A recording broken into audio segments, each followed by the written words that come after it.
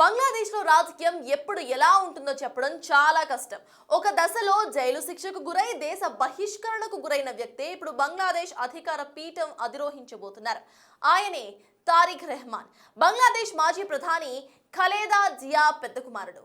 Dark prince గా పేరు పడ్డ తారిక్ ఇప్పుడు మళ్ళీ బంగ్లాదేశ్ రాజకీయాల్లో రైజింగ్ ప్రిన్స్ అవతారం ఎత్తాడు. అసలు కొత్త ప్రధాని, కొత్త ప్రభుత్వంలో బంగ్లాదేశ్ భవిష్యత్తు ఎలా ఉండబోతోంది?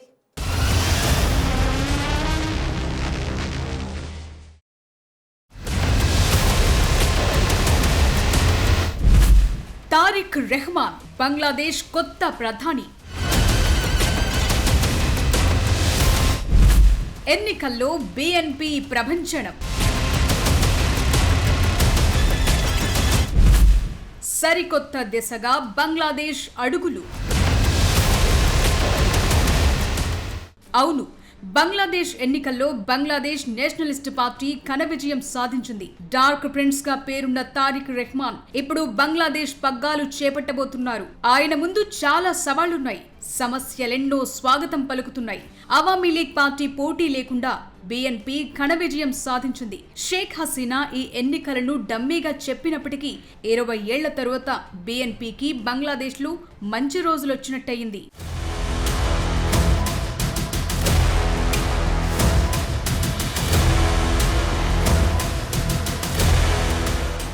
తాజాగా జరిగిన ఎన్నికల్లో బీఎన్పీ పార్టీ బంగ్లాదేశ్ ఫస్ట్ అన్న స్లోగన్తో ఎన్నికల బరిలోకి దిగింది. ఇది అక్కడి జనాన్ని విపరీతంగా ఆకట్టుకుంది. I have a plan for my country అని పిలుపునిచ్చాడు. మొత్తం 300 సీట్లలో సగానికి పైగా తారిక్ రెహమాన్ పార్టీ గెలుచుకుని బంగ్లాదేశ్ రాజకీయాల్లో సరికొత్త చరిత్ర సృష్టించింది.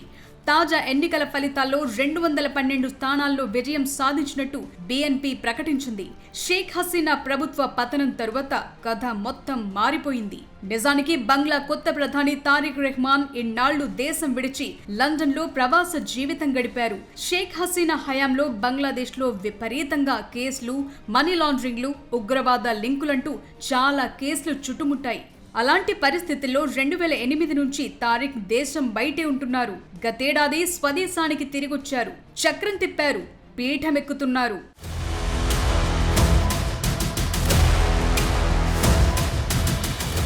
తారిక్ రెహమాన్ జీవితం ఎక్కడి నుంచి ఎక్కడికి మారిపోయింది. ఒకప్పుడు ఖైదుగా ఉన్న తారిక్ ఇప్పుడు అదే దేశానికి ప్రధాని అవుతున్నాడు. 60 ఏళ్ల తారిక్ రెహమాన్ మాజీ ప్రధాని ఖలేదా జియా, మాజీ అధ్యక్షుడు జియావుర్ రెహమాన్ కుమారుడు. బీఎన్పీ పార్టీ వ్యవస్థాపకుడు జియావుర్ రెహమాన్ 1981లో హత్యకు గురైనప్పుడు తారిక్ 15 ఏళ్లు మాత్రమే. 1988లో బీఎన్పీలో చేరి క్రమంగా పార్టీలో పై పొజిషన్స్ కు చేరుకున్నాడు తారిక్. పార్టీలో జియా వారసుడిగా పేరొందిన తారిక్ 2001 నుంచి 2006 మధ్య బీఎన్పీ జమాత్ కూటమి ప్రభుత్వంలో ఖలేదా జియా ప్రధానిగా ఉన్న టైంలో డార్క్ ప్రిన్స్ అని విమర్శలు ఎదుర్కొన్నాడు. 2007లో నాటి కేర్ టేకర్ ప్రభుత్వం ఆయన్ను అరెస్టు చేసి 17 నెలలు జైల్లో ఉంచింది. ఆ తరువాత షేక్ హసీనా ప్రభుత్వంలో రకరకాల కేసుల్లో ఇరుక్కున్నారు తారిక్. అప్పట్లో చాలా కేసుల్లో శిక్షలు కూడా పడ్డాయి. అయితే తాను జైలులో హింసకు గురయ్యానని, రాజకీయ కారణాలతో కేసులు పెట్టారని తారిక్ అప్పట్లో వాదించాడు. 2008 నుంచి లండన్లోనే ఉండిపోయాడు.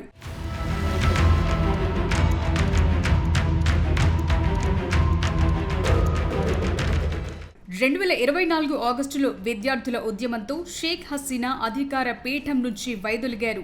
భారత్లో ప్రవాస జీవితం గడుపుతున్నారు. బంగ్లాదేశ్ రాజకీయాలు ఎలా ఉన్నాయంటే ఎవరైనా పీఠం దిగితే దేశం దాటి బతకాల్సిందే అన్నట్లుగా మారిపోయింది. ఇప్పుడు షేక్ హసీనా, మొన్నటిదాకా Tarique Rahman same to same సీన్లు. తాజాగా తారిక్ పై కేసులు రద్దయ్యాయి. 2025 డిసెంబర్లో ఆయన బంగ్లాదేశ్ కు తిరిగి రావటం, తాజా ఎన్నికల్లో పార్టీ ప్రభంజనంతో ఆయన కథ మొత్తం మారిపోయింది. 18 నెలల మహ్మద్ యూనస్ నేతృత్వంలోని మధ్యంతర ప్రభుత్వానికి ముగింపు పలికారు. ఈ విక్టరీ షేక్ హసీనా అవామీ లీగ్ ఆధిపత్యాన్ని ముగించి బీఎన్పీకు 20 ఏళ్ల తరువాత అధికారం తెచ్చిపెట్టింది. అవినీతి కేసులతో 17 ఏళ్ల క్రితం దేశం నుంచి వెళ్లిపోయిన రెహమాన్ కు ఇది విజయం మాత్రమే కాదు, ఒక గొప్ప అవకాశం కూడా.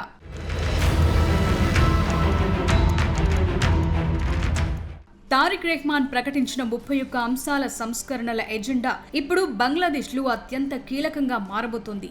బంగ్లాదేశ్ లో నియంతృత్వ ధోరణులకు అడ్డుకట్ట వేసేలా కొత్త ప్లాన్ రచించారు. జూలై చార్టర్ లో భాగంగా ప్రస్తావించిన ఈ అంశాలు అమలైతే బంగ్లాదేశ్ రాత మారిపోవటం ఖాయమని చెప్తున్నారు. బంగ్లాదేశ్ లో ఎవరు గెలిచినా పాతుకుపోతున్నారు. అయితే ఈ పరిస్థితిని మార్చాలనుకుంటున్నారు.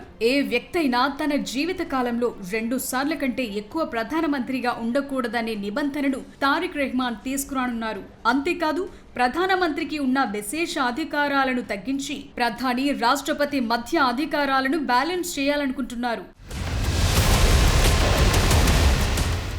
బంగ్లాదేశ్ లో ప్రస్తుతం ఉన్న పార్లమెంట్ స్థానంలో మేధావులు, వివిధ రంగాల నిపుణులతో కూడిన 100 మంది సభ్యుల ఎగువ సభను, అంటే మన దగ్గర రాజ్యసభ మాదిరి ఏర్పాటు చేయాలని ప్రతిపాదించారు.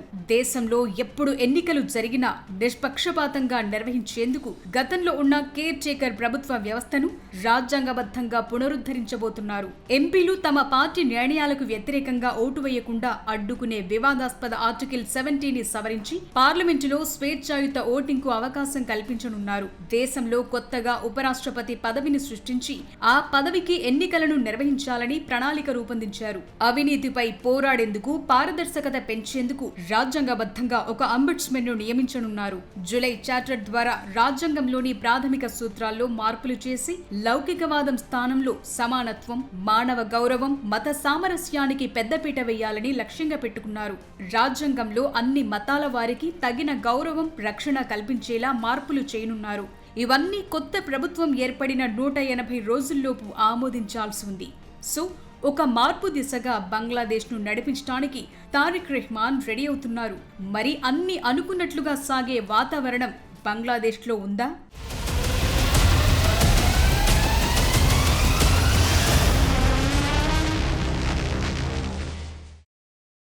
బంగ్లాదేశ్ ఫస్ట్, ఇది తారిక్ రెహమాన్ ఎజెండా. ట్రంప్ ఎలాగైతే అమెరికా ఫస్ట్ అంటూ కథ నడిపిస్తున్నారో అదే రూట్ లో తారిక్ కూడా ఉన్నట్లుగా మనకు అర్థమైపోతోంది. మరి బంగ్లాదేశ్ పీఠం ఎక్కబోతున్న తారిక్ భారత్ విషయంలో అసలు ఎలాంటి నిర్ణయాలు తీసుకోబోతున్నారు? అటు బంగ్లాదేశ్ కొత్త ప్రభుత్వంతో భారత్ అసలు ఎలా డీల్ చేయబోతోంది? భవిష్యత్తులో జరగబోయే పరిణామాలు ఎలా ఉండబోతున్నాయి?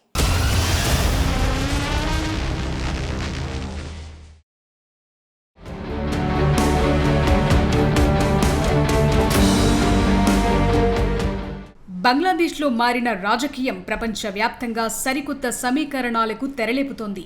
తారిక్ రెహమాన్ ఎలాంటి నిర్ణయాలు తీసుకుంటారు? 17 ఏళ్ల ప్రవాసం తరువాత బంగ్లాదేశ్ను ఎలా నడిపించబోతున్నారు? ఇలాంటి విషయాలన్నీ ఇప్పుడు బంగ్లాదేశ్లో చర్చనీయాంశంగా మారుతున్నాయి. చెప్పాలంటే తారిక్ వస్తూనే బంగ్లాదేశ్ ఫస్ట్ ఎజెండాను ప్రకటించారు. ట్రంప్ ఎలాగైతే అమెరికా ఫస్ట్ అని ప్రకటించారో అచ్చం అలాగే బంగ్లా ప్రయోజనాల తరువాతే ఏదైనా అన్నట్లుగా డీల్ చేయబోతున్నారు. ఢిల్లీ కాదు, బంగ్లాదేశ్ కాదు, ఇటు చైనా కాదు, అందరికీ సమాన దూరం పాటిస్తామంటున్నారు. ఇదో సరికొత్త కీలక పరిణామం.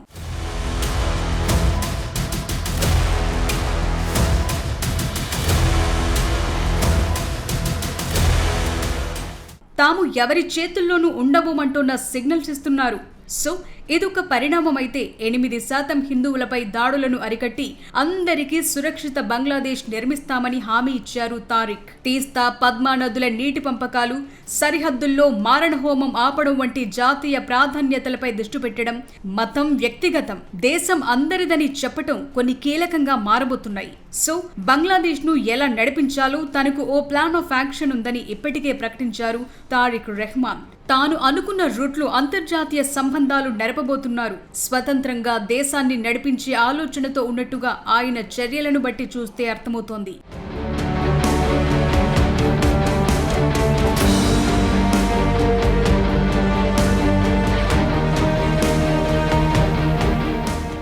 సో ఇప్పుడు భారత్కు ఈ పరిణామాలు చాలా కీలకంగా మారుతున్నాయి. ఎందుకంటే పక్కనే బంగ్లాదేశ్తో పరిస్థితులు ఇప్పుడంతా ఏమీ బాలేవు. షేక్ హసీనాకు భారత్ ఆశ్రయం ఇస్తోంది. ఇది బంగ్లాదేశ్కు నచ్చటం లేదు. అదే సమయంలో బంగ్లాదేశ్లో మైనార్టీలైన హిందువులపై హత్యలు కొనసాగుతూనే ఉన్నాయి. దీన్ని భారత్ తీవ్రంగా పరిగణిస్తోంది. ఈ నేపథ్యంలో రెండు దేశాల మధ్య సంబంధాల్లో ఎలాంటి అధ్యాయం మొదలవుతుందన్న చర్చ నడుస్తోంది. బీఎన్పీను భారత్ జమాత్-ఇ-ఇస్లామీ కంటే లిబరల్, డెమోక్రాటిక్ గా ఎంపిక చేస్తోంది. బంగ్లాదేశ్లో ఎన్నికలు తారిక్ రెహమాన్ పార్టీ గెలవటం ఈ పరిణామాలన్నింటినీ నిశితంగా పరిశీలిస్తోంది. ఏ లెక్కన చూసిన బీఎన్పీ విజయంతో భారత్ బంగ్లా బంధం మళ్లీ బలపడే అవకాశాలు కనిపిస్తున్నాయి. ఖలేదా జియాకు చెందిన బంగ్లాదేశ్ నేషనలిస్ట్ పార్టీతో భారత్ కు చెప్పుకోదగ్గ స్థాయిలో సంబంధాలు లేకపోయినా ప్రస్తుత పరిణామాలతో దాన్నో ప్రజాస్వామ్య పార్టీగా చూస్తోంది.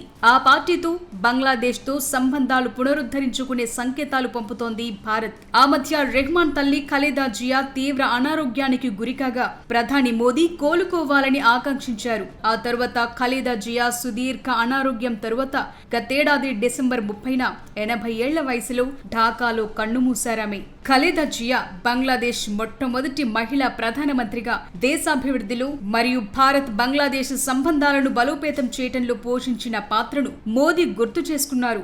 భారత విదేశీ వ్యవహారాల మంత్రి ఎస్ జయశంకర్ గతేడాది డిసెంబర్ 31న ఢాకాలో జరిగిన ఆమె అంత్యక్రియలకు హాజరై ప్రధాని మోదీ పంపిన సంతాప లేఖను ఖలేదా జియా కుమారుడు, ప్రస్తుత బీఎన్పీ నేత తారిక్ రెహమాన్ కు స్వయంగా అందజేశారు.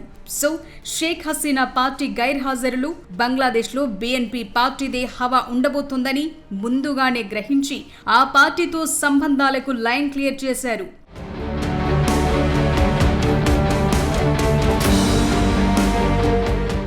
ఇప్పుడు కూడా బంగ్లాదేశ్లో బీఎన్పీ ఘన విజయం నేపథ్యంలో మిగిలిన దేశాల కంటే ముందుగానే ప్రధాని మోదీ బంగ్లాదేశ్కు తారిక్ రెహమాన్ కు ఎక్స్ లో శుభాకాంక్షలు తెలిపారు. బంగ్లాలో ప్రజాస్వామ్యయుత ప్రభుత్వానికి తాము ఎల్లప్పుడూ అండగా ఉంటామని మోదీ హామీ ఇచ్చారు.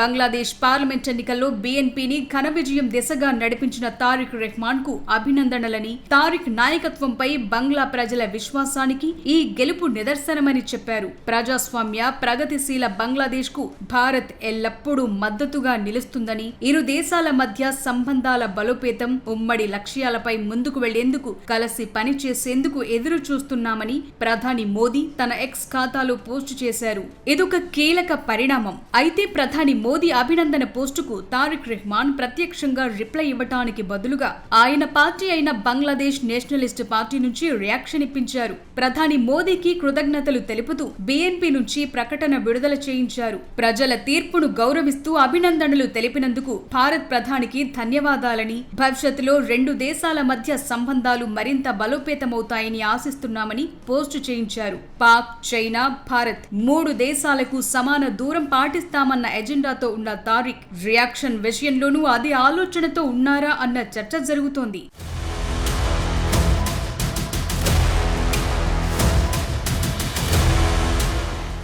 సో ఇప్పుడు రెండు దేశాల మధ్య మ్యాటర్ ఏంటంటే భారత్లో ఆశ్రయం పొందుతున్న మాజీ ప్రధాని షేక్ హసీనాను అప్పగించాలని బంగ్లాదేశ్ కొత్త ప్రభుత్వం ఒత్తిడి తెచ్చే అవకాశం ఉంది. ఇది రెండు దేశాల మధ్య దౌత్య చిక్కుముడిగా మారొచ్చు. అటు బంగ్లాదేశ్లో హిందూ మైనార్టీలపై జరుగుతున్న దాడుల పట్ల భారత్ తీవ్ర ఆందోళన వ్యక్తం చేస్తోంది. ఈ విషయంలో తారిక్ అందరికీ సమానత్వం అన్న ఎజెండాతో ఉండడంతో మైనార్టీలపై దాడులు ఆగిపోతాయన్న చర్చ నడుస్తోంది. తీస్తా వంటి కీలక సమస్యలపై భారత్ నుంచి స్పష్టమైన హామీలు పొందే వరకు తారిక్ భారత్తో కొంత దూరంగానే ఉండొచ్చంటున్నారు.